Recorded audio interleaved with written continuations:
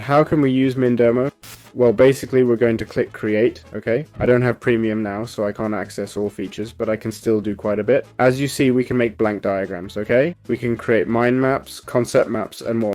This will help you see how the tool works, alright? Here we have a little drop-down menu, see? We can view different sections where we can create, for example, a new mind map, okay? We can save, export, print, use tools. Then we have the palette, here it is, with commands we can use. So if we want to add a new shape or change one, we can do that, okay? If we want to change the text color, we can do that too, got it? As we can see, we want to add a different extension for the items. Notice how they appear from the left. Now let's make them come from below. Shall we do that? So now we click here, alright? We simply add a new topic, click again, add another topic, and another, just as we've set up. If I set it to the left instead of down, they'll go left. If I set it like this, they'll appear this way.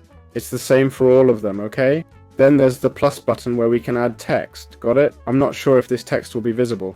You won't see it until you click here, right? Okay, the text will be saved here as a note, alright? We can also add comments and generate AI content, see? We can explain in notes, expand with questions, add ideas and more, and it really has everything needed for diagramming.